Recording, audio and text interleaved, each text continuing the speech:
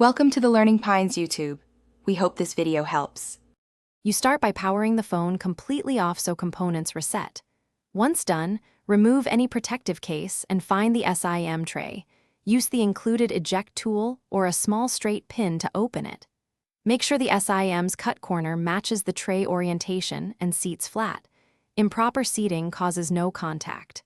After placing the card, push the tray back in until it clicks, and then power the phone on to let hardware detect the SIM and prepare for activation. Once the phone boots, it will try to detect the carrier and may receive an activation message. Follow any carrier prompts. If your SIM asks for a PIN, enter it. Keep it only if security is required and you understand the unlock process.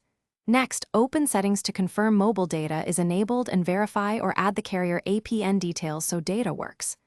Also set preferred network type, e.g., LTE/4G, and, if needed, manually select the operator to force registration on the correct network. You finish by confirming connectivity. Check signal bars, make a brief test call, and load a web page to validate data. If services don't appear, install any carrier or system updates, toggle airplane mode off and on, or restart the device to refresh registration. If problems persist, note the SIM ICSID or IMSI and contact your carrier for activation support.